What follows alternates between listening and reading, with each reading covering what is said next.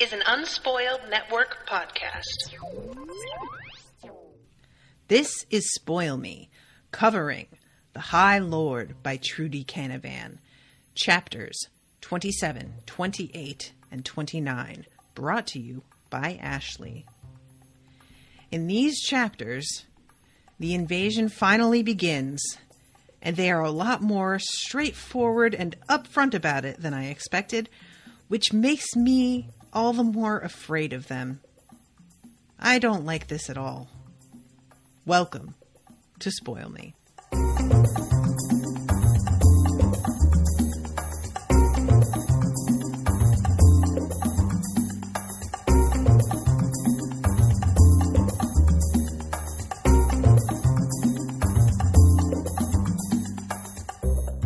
Welcome to the show, everybody. I am Natasha.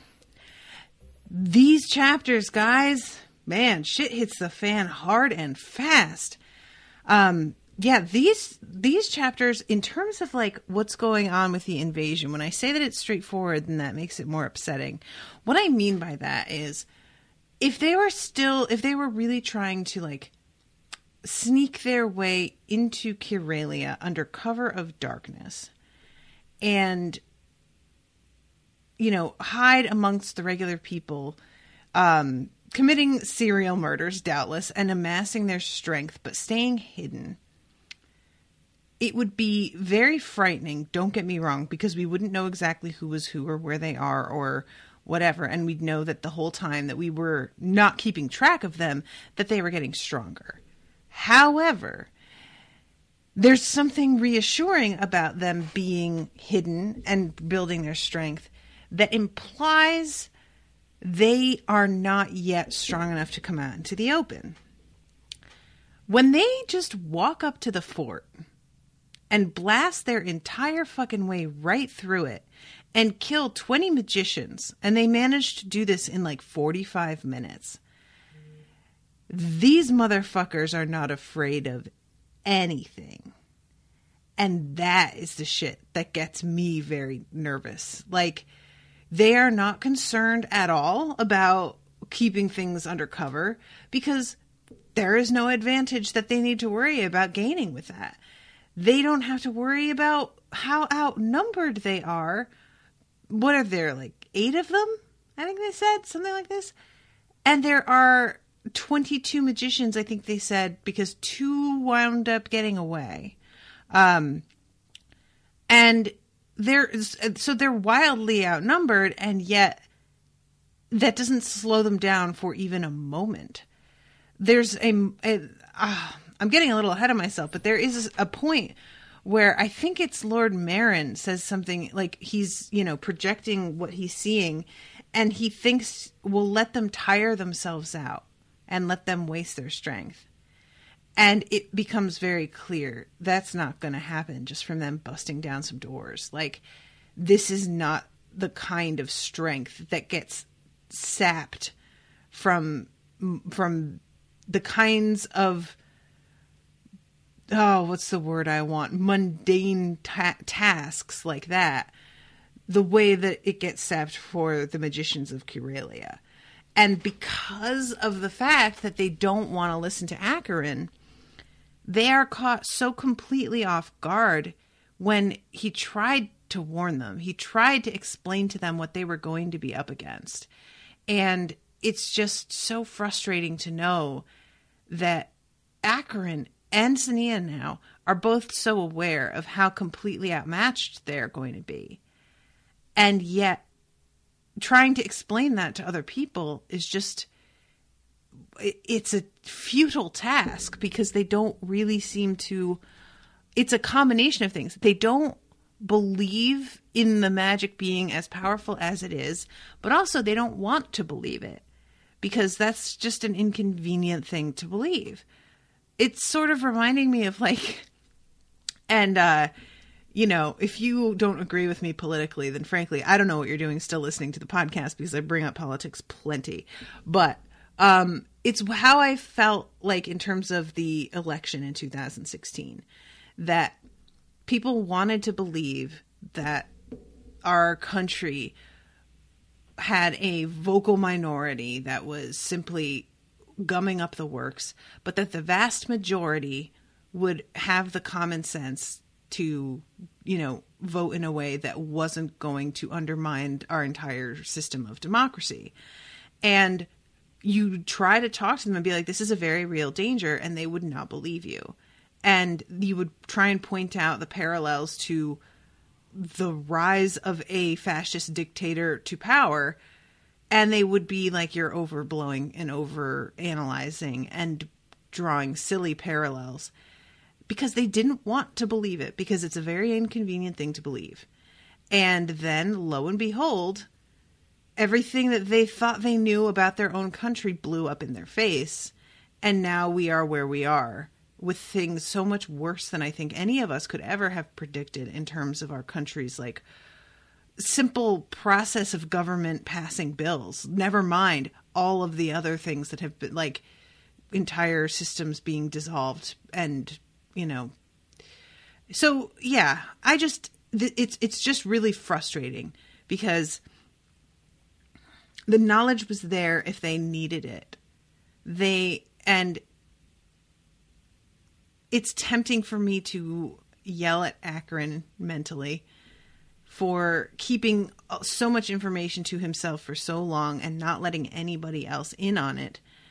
But when you see how reluctant anyone is to allow black magic, even in this dire instance of like real need, it's hard to argue his point, which was that they're not going to understand or believe me, that I am at such a disadvantage in terms of like the overall perception of black magic being an evil thing practiced by evil people, that if I even bring it up, it's going to immediately shut their like open-mindedness down. Kind of like socialism used to. So yeah, it's a frustrating couple of chapters. And also we come across Dorian, and Dorian is like such a dick at first, and he winds up warming up again, but it's tough. So yeah, let's start with chapter 27, which starts off with Dorian. Dorian is, first of all, aware of what happened with Sania, and angry and upset by that. And by what happened with Sania, I mean that she's practicing black magic, that she has been exiled. But then he comes across her trying to cross back over into Curalia. Not trying, they actually have succeeded in doing it. Which, is her flagrantly breaking the law. And when he discovers her, she is wrapped up in Acheron's arms in what I'm sure is a pretty like intimate seeming position. And he is jealous. So there's like, layers going on here of just him feeling betrayed in a multitude of ways. Feeling like, I guess I just didn't know you at all. And also, I can't believe that you like fell for a guy who did who's like, basically the worst of the worst. This is the guy that you picked instead of me. Wow, really? And it's a pretty tough meeting because, I didn't expect Dorian to just like stumble across her the way that he did. And I definitely didn't expect for him to be as cold to her as he was. I should probably have expected it a little, but I guess I thought he would be more prepared to believe the best of her and be ready to hear her out. And he comes at her pretty determined to not listen at all. And, he finally sort of breaks down when they're alone and is asking her, so I know that that he told me what happened, but I didn't really want to believe it. And when you put a distance between us and I learned everything that was going on, I realized that you thought I might see how unhappy you were and start to ask questions about what was going on, right? And she admits that that is pretty much exactly it. That, like, you know, you knew me well enough, you could read me, that I was going to be unable to hide how unhappy I was. And if you pushed too hard, you were going to be somebody else for Akron to be concerned about. So then he tells her, she starts to explain to him how she knows. And he keeps on trying to say things like, well, you could be mistaken. That could be a lie. This could be a setup. And she just basically has to, like, cut to the heart of the matter and be like, listen, I'm not an idiot. If I say I know this is true, you need to believe that I know that this is true. And I wish that he had, like, because he doesn't really seem to take that to heart the way that I want him to. And this is something that happened with me recently, where I was in a fight with Owen because there was something that he was not taking my word on, and was instead taking the word of someone that he had known for a much shorter time and who he did not particularly know well, but he wanted to think he knew well. And I just finally was like, I have been trying to tell you about this person for over a year, and you kept on dismissing everything I had to say as if it was me, like, you know, being illogical or petty or jealous or something. And have you ever known me to be that way ever? So why, when it comes to this one person, does my judgment suddenly come into question for you? Why are they a more believable source of information than me? And when it came right down to me asking that, why do you believe them and not me? He didn't really have an answer. And forcing him to ask that very specific question meant that he had to face that he had to face the fact that he did not want to hear me, and he did not want me to be correct. And that's a whole other kettle of fish. So I liked the fact that she, like, went there with her talking about it, but Dorian doesn't really seem to, like, internalize that because it's he's too emotionally close to everything to, like, really hear her. So this moment, she says something. She goes, the Ichani know we came through last night. If we go back, we will be killed. He turned to stare at her, his expression wavering between alarm and disbelief. Then a figure stepped out onto the road in front of them. So yeah, they don't have, like, an instant between when she's like, no, but we're really in danger though, and when this fight starts. And Sania throws up her shield instinctively, and it's such an intense blow that hits her shield that thing almost completely crumples away immediately. Like, it is bananas. She just goes flying off her horse. So does Dorian. And it turns out that this is Parika. And Parika is not holding back at all. And Dorian gets a firsthand look at how fucking serious it is. Like, you know, it's one thing to hear that somebody is very powerful. It is another thing to realize that your shields that you have been trained to hold do absolutely nothing. That there is, like, you know, all of your energy is behind it, and it gets shattered and thrown off to the side within 2 strikes of their offensive magic, and that their offensive magic is not costing them hardly anything. So this results in a really cool confrontation that I actually really liked. Parika is coming at them. He throws strike after strike until they are both down. And she has hardly any strength left. She's got a little, but it's not really enough to make a shield or anything. Parika steps over her and grabs her and takes out a knife and cuts her in order to access her power so that he can take it out of her and kill her. And she manages to heal the cut on her arm right away. It turns out, she can tell from Parika's expression when she heals this cut that the Ichani don't know how to do healing magic. And this is fascinating to me because it never really occurred to me that we don't hear about healing magic from anybody.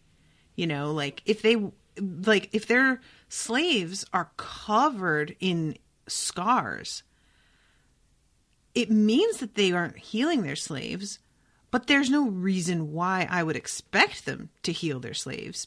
Why would they care? These are obviously people for whom their slaves' welfare is not a priority. And so things like that. And then, you know, the poison and everything that was used, like, I don't know how well you're able to use that power on yourself. If you are a magician who is trained in healing, can you heal yourself if you have been poisoned? I'm not sure how that works, but there wasn't anything really to indicate this. So this reveal is pretty surprising because he's just staring at her healing herself, like blown away by it, and can't access her power. But he keeps trying to cut her, and he keeps cutting deeper, thinking that he's going to be able to like force the wound to a point past where she's going to be able to heal. And I mean, indeed, it is beginning to pull at her power. Like, she's starting to use up more of her power, healing over and over again. But then she realizes that to grab her arm with one hand and cut with the other, he's got his skin in contact with her skin, which is what you need in order to do healing magic. And if he isn't aware of healing magic in the first place, she realizes that she can do something to him that he won't be able to defend himself from. So she, with this skin-to-skin contact, is able to like reach inside him with her magic and grab his heart and twist it, which is wild. And he like backs off her, like starts turning blue. And Acheron yells at her to get away from him. And it takes her a second to realize, like, oh yeah, unless somebody drains this guy's power, he's going to literally explode like he's a bomb. So Acheron runs up to the guy and cuts him and takes his power. And like initially for a second, she's just like, well, yeah, it's a good idea to take his power, like just for the sake of it. You need it. You need the strength. But then she realizes, like, it's a much more practical reason than that. It's not even just because, like, it's smart to not waste the power. It's, you guys could be very badly hurt or killed. So yeah, I just really, really liked this confrontation and this fight. It was full of surprises. So yeah, they come up to Dorian to help heal him. And Dorian is just like, first tries to be like, save your strength to Acheron, because Acheron is obviously the only one of them that's even close to a match to these guys. And I think Dorian's trying to be like, I don't think he's trying to just be like, no, I don't need your help. I think he's trying to be as prepared as he can by just having the strongest of them, the most juiced up. But Acheron's like, listen, if you are that concerned about it, I'll heal you and then you can replace the power for me, but whatever. So let's see. He is doing all the healing now. I'm just supplying the strength. He looked towards the Sichakan. You stopped his heart, am I right? Sania glanced at Dorian, then nodded. You said Parika would not enter Kyrelia. Acheron frowned. Perhaps he wanted revenge for the deaths of his slaves. Strong slaves are rare, and Ichani do get angry if one is killed or taken from them. It's like losing a prize horse. I don't know why he'd bother, though. It's been hours since we arrived, and he must have known it would be difficult to find us once we left the road. So we find out later that him entering Kyrelia has nothing to do with them specifically. It is the beginnings of the invasion. Like, this is just flat out what's happening. They just didn't expect it to happen so quickly. So yeah, like a moment later, they get notified that they've attacked the fort. And then we jump over to Ceri's POV. I am really dying to find out what role Ceri plays in this in the end, because we keep getting tiny moments with him that on their own don't really feel that significant. He's hanging out with Savara, and they are, having some coffee, basically. And she asks, like, why he won't drink his coffee, why he's not finishing it. And he's, like, she says something like, are you worried that somebody here will recognize you and poison you? And he doesn't even, like, argue with her. He just shrugs. So I feel like he does think that's what's happened, and I'm very curious about what is going on there. But they have a conversation about the different ways that Kirelia and Sachaka deal with trade. She says, not many merchants risk traveling across the wastes. We have nothing like this. No markets. Each Ashaki owns many hundred slaves. Ashaki? Powerful free men. Slaves provide almost everything they need. They tend the fields, make cloth, cook, clean, entertain, almost anything the Ashaki needs. If a slave has a special talent, like making beautiful pottery, or the Ashaki owns a mine, or produces more of a crop than he can use, he will trade with other Ashaki. So why do merchants bother going there? If they do manage to attract a buyer, they can make a considerable profit selling luxuries, mostly. And a slave might profit if he has ambition or if he wants to be rewarded. He might try to attract attention by creating something beautiful and unusual.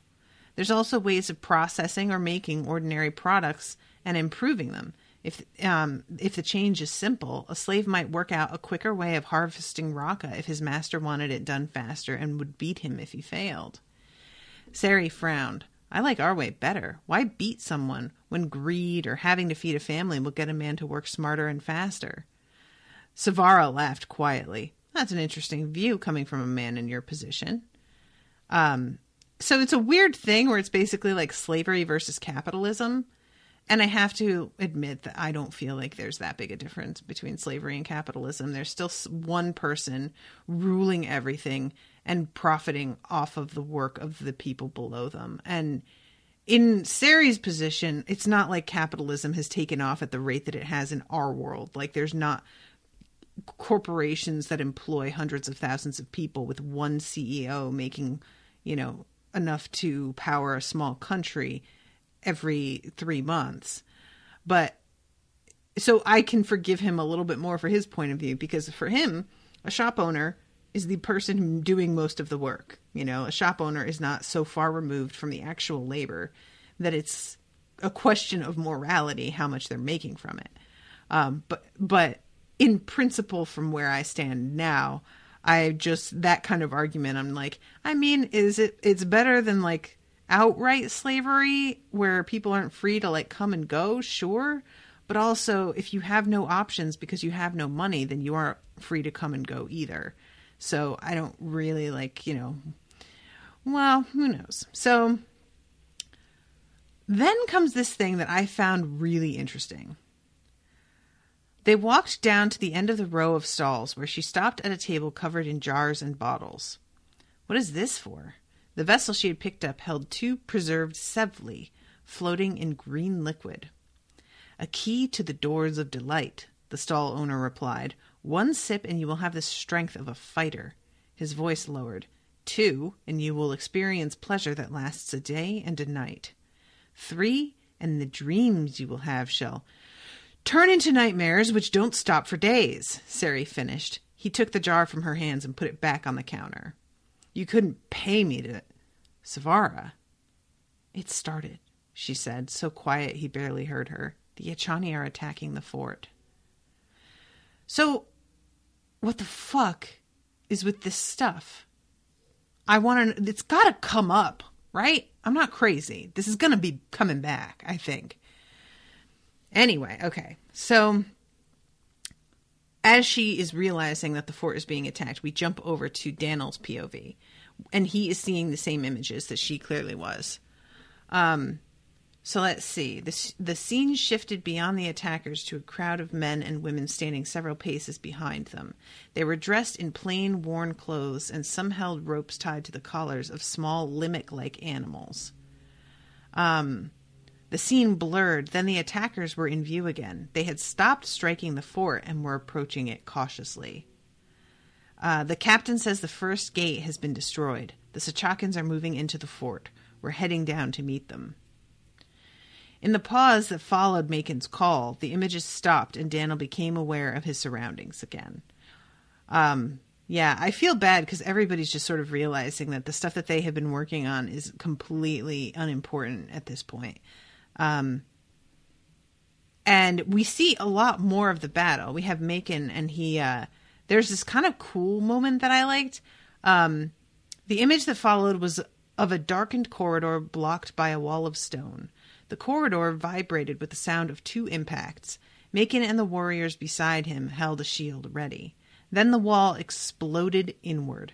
The shield was pelted with rubble, then covered by a cloud of dust. Through the haze came strikes, then another explosion battered the corridor. We have attacked the Sechakans from below a false floor, Macon explained. That's pretty cool. This is the kind of thing that I feel like if they had been more prepared to face facts about how much stronger these people were going to be, tactics like that, where you get them physically confused, physically put them places they didn't intend to be, and then strike in the confusion, I feel like that would be a lot smarter. Because, like,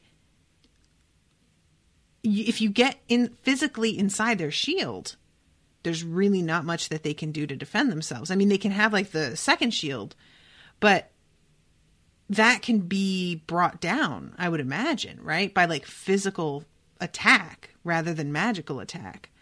I don't know. I'm curious about that. If they all knew about the way that these people didn't know how to heal, they could definitely do something with that as well via proximity. So let's see. Most of us are dead. I can see 6 bodies. They're inside the fort. Everybody's like shouting at each other, trying to get a hold of like who is still alive and who isn't. And then there's this fucking image. Metal doors, an image of the metal doors cut through the other magicians' communications. They were glowing red, filling the corridor with heat. Slowly, the center melted away. Yikes, guys. That is serious. Like, I am very, in terms of the actual, like, practicality of this, where does all that melted metal go? It just pools on the ground and they have to walk through it. I guess they, like, shield their feet from it or something. I don't know. I just think about that kind of, like, bit of reality. So they make it like kind of one last stand. If they get through this, we hit them with everything we have left. Mental calls from other magicians punctuated the tense silence of the corridor. Daniel winced as one by one the 3 remaining magicians in the fort were killed. Then, without warning, the stone wall erupted. The warriors had let their shield drop to save their strength. Macon's communication wavered as something struck his temple, but strengthened again when he spared himself a little healing power. He joined with those who had thrown up a shield, then glanced around to see that 2 of the warriors lay on the floor. The attack on their shield was no weaker than before. The warriors staggered backward as each succumbed to exhaustion. Macon felt an awful disbelief as his own strength failed. The shield shattered, and 2 more magicians fell to strikes. "Get away," Balkan called. "You've done all you can." Figures strode out of the dust cloud. Macon stepped aside as the first reached him. So Macon winds up being kept prisoner because they want Macon to send information. And I can't help but wonder, like, if they're going to cotton on to the fact that maybe they're sending false information. But it doesn't seem like that has occurred to them yet. So Lorlin is flipping out, of course. The king is right there and is just like, what the fuck is going on? I can see on your face that some shit is happening. And they call Balkan to come and talk to them about it. And he has to share the image that he can see with the king, which he apparently can do, like, mentally if they're touching, which is pretty crazy. I actually like that. I don't think I knew that that was something you could do with someone who didn't have any magical talent, that you could show them images like that. So Macon is still sending them information about Kiriko and the images of what he is seeing. And one of the women yanks out from the a doorway Lord Fergan, who apparently was fucking hiding like a pussy. And Macon is like so irritated, surprised to see this dude is still alive, and then just like, oh, really? And this woman is admiring that he's very attractive and is thinking about like the various things that she could do in order to keep him as a slave, but not have him be a threat. And finally, Kariko convinces her, like, you can find other pretty men, like, anywhere in there. There's bound to be more. Just get rid of him. And she cuts his throat and takes his power, and he dies. And I was just like, that is the most surprising end for Fergan. I never expected that he would be dispatched in such a sudden and ultimately meaningless way. He is killed by an invader who is going to kill plenty more. He's just going to be one in a lineup, and he doesn't have any effect on anything. And there's something about that that's simultaneously like kind of shocking to me and making me go, I don't know if I like that. And then there's another part of me that's like, no, he doesn't deserve a big, bold death. Like, he's a shitty, cowardly bigot. So this nothing is totally what he deserves. So yeah, I didn't expect it to end that way for him, and for it to be so sort of unceremonious, you know, Jesus Christ.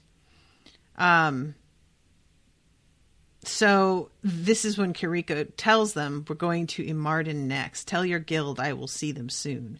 If they open the gates for me, I might let them live. Well, some of them, anyway. I expect a big welcome. Gifts, slaves, gold.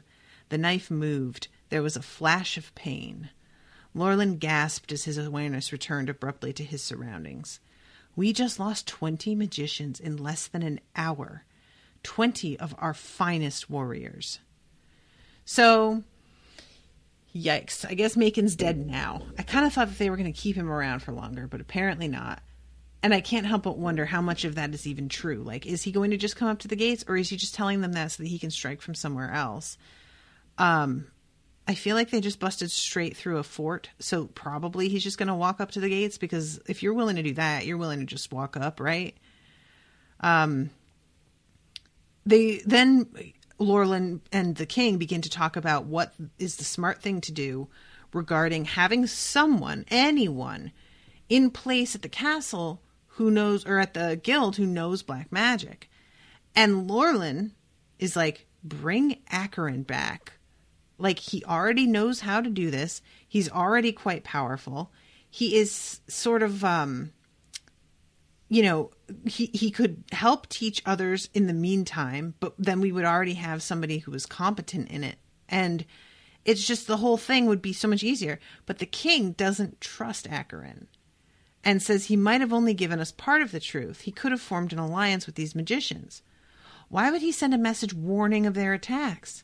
To fool us. He said they would attack in a few days, not today. So I'm like, I guess that is a pretty decent, like, the way the king is thinking is frustrating from the outside, because I'm like, dude, you need to start getting smart about this.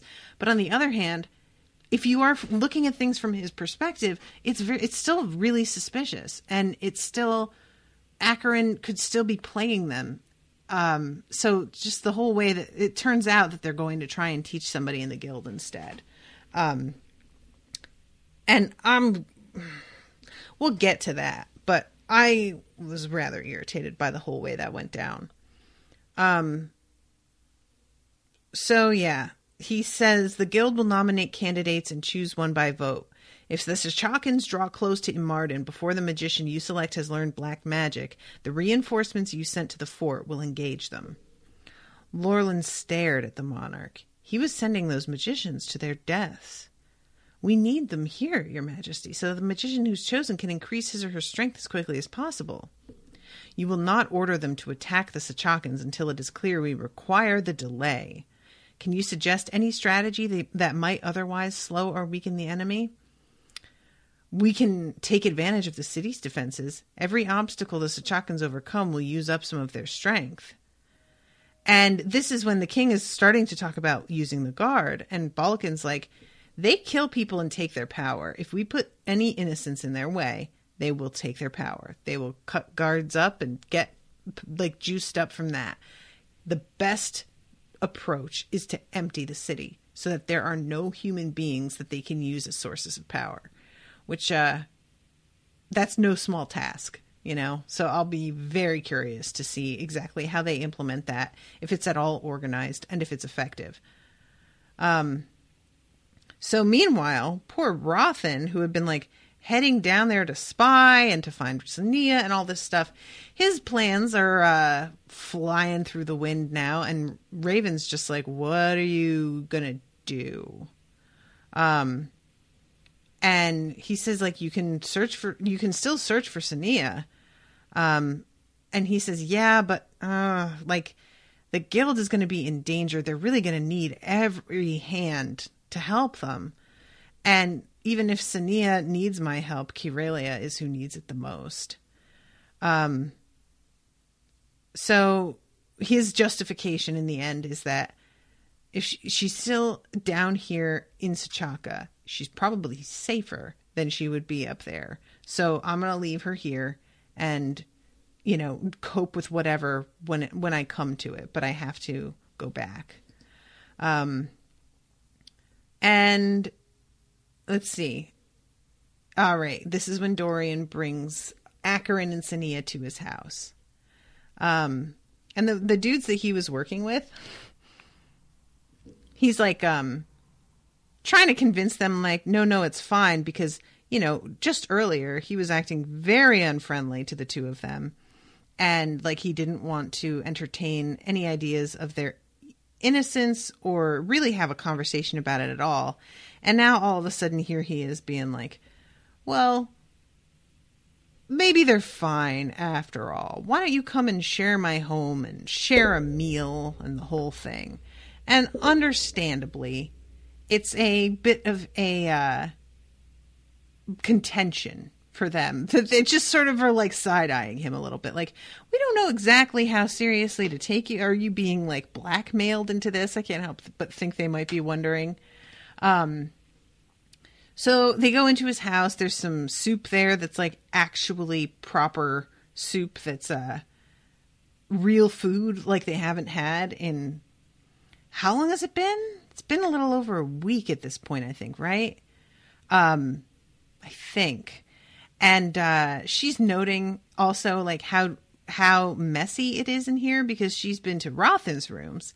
But just, you know, I think she walked into his place expecting him to be like Rothan. And it turns out that he's nowhere near so neat and tidy.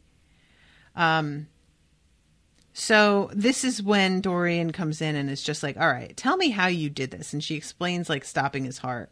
And Dorian's like, he didn't resist that. And she's like, he didn't know how to resist. They don't do healing magic. So he wasn't even sure what was happening to him.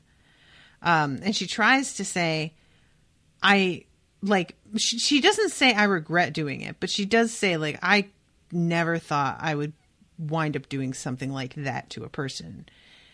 And Dorian doesn't have any judgment about it at all. He says, I would have done the same in your place, which I appreciated because I kind of worried that since he's a healer, finding out that she had sort of like perverted the meaning of using that kind of body magic into something that killed a person, that he would like take that personally or as like a blasphemy of some kind. And I'm really, really glad that that's not how it worked out because I just didn't want to deal with another layer of disapproval from him, to be honest. So they start to like, you know, brainstorm what their options are here. And this is what Acheron says. If the guild is sensible, it will evacuate all the villages and farms on the road.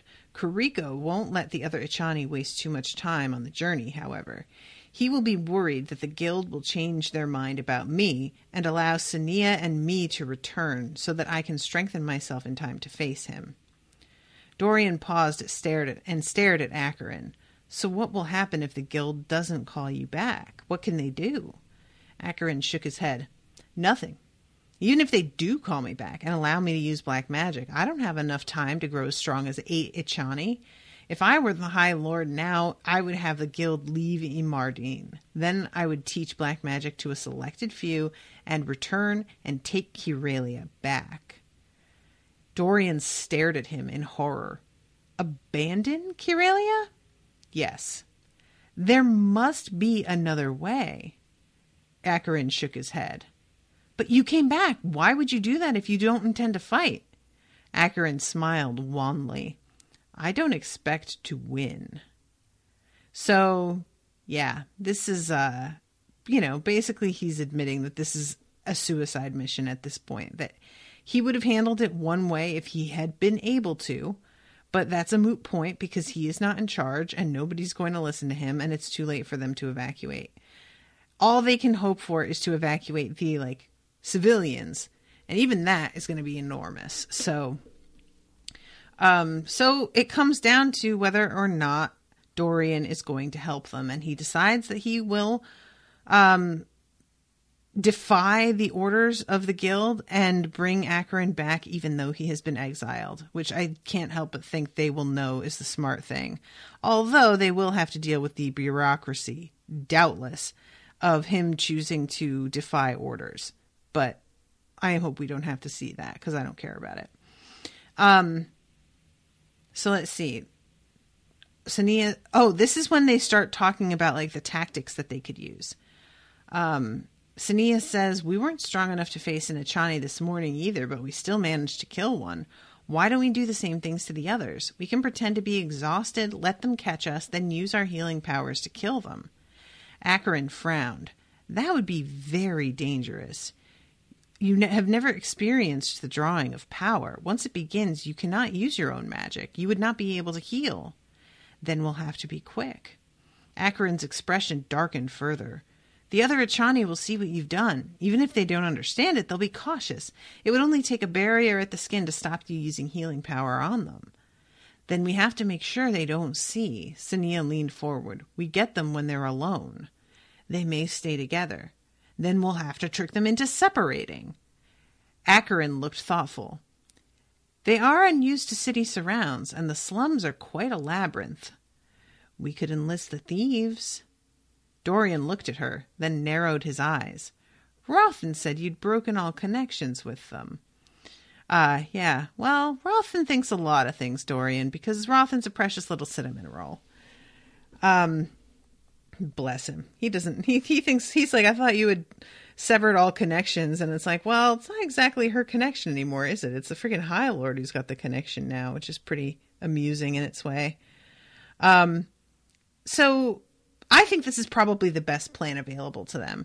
Pretending to be exhausted, tricking them into getting too close, so that they're inside the, shield, and then using their power to suck the life out of them, or suck the life is what they do, to crush their heart and kill them that way. And then they can draw power from those Ichani, and the power that they draw from them is going to be the extra super juice power that the Ichani have achieved by killing a bunch of other people. So they'll be pretty killer if they get one or two of them.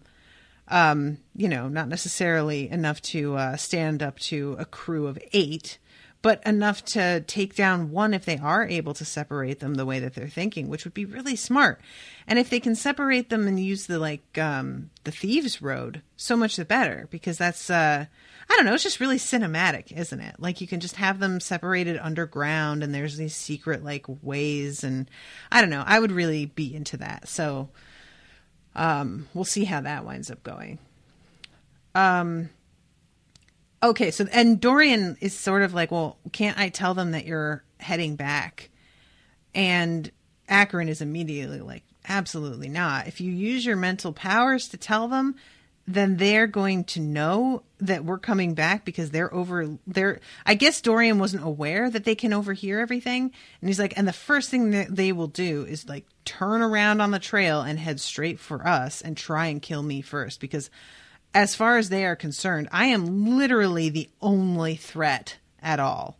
And also have dealt them personal insult by escaping and everything else. So they would want to take care of me. But otherwise, no, there's no benefit to them knowing that outweighs what it would cost for these Ichani to be aware that I was coming. So, chapter 29. The guild hall fell utterly silent as Lorlin rose from his seat. This is when they decide who is going to be the one to learn black magic. Now, I need to read this because it made me super irritated. We are unable to avoid the possibility that we are too few and too weak to defend the Allied lands. In these circumstances, the king has asked that we set aside our laws. He has asked us to choose one among us, one we consider unfailingly trustworthy, to learn black magic. I ask you now to suggest candidates for the role. Consider carefully. Strict rules will curtail the activities of this magician. They must remain within the guild grounds for the rest of their life. They may not hold a position of authority within the guild. They will not be allowed to teach. These rules may become more restrictive as we consider the consequences of creating this position. Lorlin was pleased to see no signs of eagerness on any magician's face. Any questions? Can the guild refuse to do this? A voice called. Lorlin shook his head. The king has ordered it. The council of elders would never agree to this, a Lonmar magician declared. According to the Allied agreement, the Kiralian king is obliged to undertake whatever measures necessary to protect the Allied lands from a magical threat, Lorlin replied. The higher magicians and I have discussed this with the king many times. Believe me, he would not have made this decision if he did not feel there was no better option. What about Acheron? Another magician called. Why not call him back? The king considers this the wiser path, Lorlin replied stiffly. No other questions came. Lorlin nodded. You have half an hour to consider. If you wish to nominate someone, please speak to Lord Austin. So, guys, and don't get me wrong, I really understand, especially when he says he was pleased to see no expressions of eagerness on any of the magicians' faces. I really understand the impulse that they're having to make becoming the black magician such an unappealing prospect that nobody would choose it, and that the penalties of it would outweigh a lot of what anyone might consider benefits of doing it. However, those are some really heavy rules. Not being able to teach or hold any position of power, and not being able to leave the guild walls for the rest of your life? That's too much. That's too much, guys. I don't like it. And I feel really bad because Lord Saren is the one who gets voted for. And like Lorlin hadn't even expected to be considered, which I don't know why he didn't think he would be considered, since he is one of like the top 4 most important people, and they clearly voted for all of the other the leaders of the other houses. So of course he's going to be considered. But I guess he thought that because he knew enough about Acheron that it worried people, that they would just completely write him off as being what they call like the pinnacle of trustworthiness or whatever. And I think it's a bit shocking to him that people would place that kind of faith in him. And he doesn't win, but he's second place after Saren. So I don't know if people are just like, well, maybe they're hoping because they don't trust him that assigning this to him would like ensure either his death, or at the very least, it would remove him as administrator, and they don't want him to be administrator anymore. But you know, and because there's an implication of that, I feel like. So I just want to read this thing. Oh yeah. An administrator, me, Lorlin exclaimed before he could stop himself. Yes, Lord Austin looked amused. You're very popular, you know. One magician suggested that a king's advisor should take on the burden. Interesting idea, Balkin chuckled, then quite deliberately looked up at the topmost row of chairs. Lord Merkin blinked down at him, his face changing from watchfulness to sudden anxiety. So yeah, that's an interesting proposition that they're just like, well, let one of the King's guys do it. Because those guys aren't people that I am familiar with, so I don't know what they're like in terms of their leadership or being trustworthy or whatever.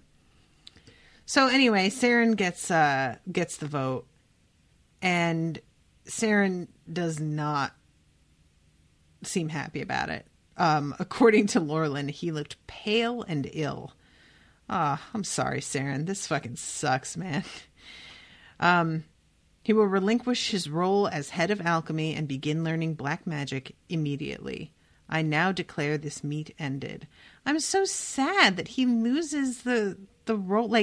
He's been chosen because he's considered so trustworthy, and yet they're just like, and you're so trustworthy, we're going to take away any power or goodness that you may have.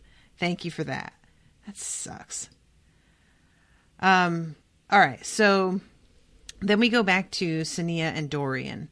And this is the part where he finally starts to kind of lighten up on her a little bit. They are riding horseback, heading back towards the city, and they've stopped somewhere for Acheron to go and get them some food. And she and Dorian are sitting outside, and he kind of presses her a little bit about whether or not she would have gone with him if he tried to sort of kidnap her away from the guild. And she's like, no, I didn't know you well enough. And frankly, it would have been a mistake for me to do that. But I know I wouldn't have anyway, because I had made my decision to stay. And once I make a decision about something, it's really hard to change my mind back again. And then when she says, I only knew you a few weeks, and that's not enough time to get to know somebody and to be sure about them. And he looks over at Acheron, who's just coming out of this, the inn where he went to get the food. And he says, and you're sure now? And she says, yes.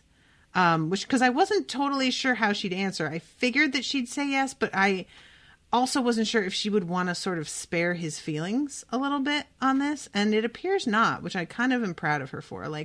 He's a grown man, be honest with him about this. And then says, though, it took a lot to convince him. And Dorian starts cracking up and says, you're going to be a formidable woman one day. Sania stared at him, then felt her face grow hot. She tried to think of a retort, but the words refused to come. Then Acheron reached them, and she gave up. So I don't know why she's looking for a retort, but I think that was a compliment. If somebody's going to call me formidable, I'm taking that shit as a compliment for sure. No question. But yeah, basically what it comes down to is that Dorian seems to come to peace in this moment with the idea of her being with somebody else, and isn't necessarily going to be as bitter and just kind of harder on them in general because of personal reasons as he had been. He was letting his jealousy and anger and bitterness over this color the way that he handled the whole situation. And it feels like he is finally moving past that a little bit. And I say finally, it's only been a day, so pretty good actually. Later on, Acheron tries to sort of press her on what was going on there. And she says nothing. And he's like, oh, wow, nothing, huh? That's really good stuff. And she's like, maybe it's a way of me telling you that it's none of your goddamn business. I'm like, yeah, you know what, girl, amen. So he, his nightmares are brought up, and she asks him what he dreams about when he has these nightmares. And he gives her such a look at first that she tries to take it back and just be like, never mind. You know what? I shouldn't have asked. It's none of my business either. I don't even want to know. And then he's like, no, you know what? I'm going to tell you because this is actually pretty important. There was a slave named Dakova, and I loved her. And for a second, she's like, excuse me? And then she's quickly like, all right, I need to, like, this girl is dead now. I don't need to be jealous of her. But he starts explaining, like, they were not allowed to even touch each other. And Dakova was his, like, bed slave. Basically, like, he raped her constantly. And he knew how we felt about each other. So he would fuck with us on purpose in order to hurt me and to hurt her, because he knew that we cared and that it was like an extra torment to both of us to watch the other suffer, which is just so deeply and incredibly fucked up. And he says that he has nightmares about how he will, like, offers to help her get away, and she keeps on refusing to leave and choosing to stay with this guy. And he says, she explained to me that the slaves considered it an honor to serve a magician. She said the slaves' sense of honor made their life easier to bear. I could understand that they might allow themselves to think that way when they had no choice, but not when they did have a choice, or when they knew their master intended to kill them. And she sort of mentions to Khan in this context and is like, he kind of still thinks that way, doesn't he? Like, I get that sense from him. And the way that Acheron says this, I kind of liked. He's just basically like, if I taught him magic, the guild would, like, figure out that there was something going on. There would be, like, it'd be way too risky. And he couldn't go back to Sachaka without practicing the magic, because if you're not a magician who has slaves, then you are an enslaved person. So his hands are kind of tied in that respect. And then it's revealed that the king of Sachaka is a fucking magician as well, and, like, pretty damn powerful. But that he is so bitter and angry still at Curelia for the way that they handled taking Sachaka down during that war, that there's no likelihood whatsoever of him stepping in to stop these Ichani from attacking, because basically what Acheron says is, we could have laid waste to Sachaka, but, like, not actually created a literal wasteland. That wasteland was specifically made so as to keep the country poor, so that there would be no way for them to retaliate against us in the future and become a threat again. And what we could have done is stationed some of the magicians to live there and to keep an eye on things from up close, and to, create some sort of, like, benefit to them being there that would make people less angry, and make sure and monitor that there wasn't anything else happening that would cause them to become a threat again. But instead what we did was we just fucking decimated half the country and then left and went home and just left them there. So yeah, they're really pissed. We ruined their country in a very literal sense, and then tried to walk away and act as if that was no big deal. And yes, the king is still quite angry about that. And no, he will not be coming to aid us in this thing. And I was just like, welp, that seems reasonable, to be honest. So, yeah. And then comes my favorite conversation, which is she says, why would the guild help ordinary Sachakans when they don't help ordinary Curelians? And he tries to be like, well, some of them do, like Dorian. And she's like, give me a break. First of all, Dorian is a huge exception and you know it. And second of all, he could do more than he does too. And he doesn't. The whole guild could do a ton more. And he says, we can't do anything if nobody volunteers to do it. And she rightfully says, of course you can. Would you force magicians to work against their will? Yes. His eyebrows rose. I doubt they would cooperate. Perhaps their income should be reduced if they don't. Acheron smiled. They would feel they were being treated like servants. No one will want their children to join the guild if it means they must work like commoners. No one from the houses, Sania corrected him. Acheron blinked, then chuckled. I knew you'd be a disruptive influence. See, I love it, because they be forced to work against their will? What, you mean like fucking literally everybody? Dude, yes, if it's for the benefit of other human beings, it's not like they're being forced to work against their will for the profit of somebody. It's to improve the lives of other common people. And yes, they should. Like, I get so mad about that kind of thing. And also like what she said, they're all, their pride won't take it. Well, maybe don't pick such prideful fucks then. Maybe pick some people who are like, interested in helping or actually have a vested interest in helping the poor because they themselves were once poor or are still related to the poor. Like, this is not a big... And I'm not yelling at Acheron when I say all of this because Acheron obviously seems to agree with Sania. Like, I think he's kind of approving of this and of her arguments. But it's just a frustrating thing to have these arguments that he is presenting treated like it's they're valid at all when they are just excuses to stay rich and selfish and shitty. So let's see. We go back to the university. Oh, right. And Daniel is having tea and they get interrupted. And it turns out that Tyen is here.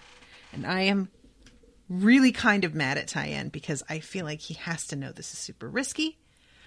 But there he is. I don't know what that's going to mean, but Tyen, what are you doing? So yeah, these were some good chapters, guys. I really enjoyed these, and I'm very curious to see how this all gets. The fact that they can't heal presents a really nice surprise weakness that we can exploit. So I'm here for it. All right, thank you guys all so much, and I will be seeing you again very, very soon with a new episode. Toodaloo, motherfuckers.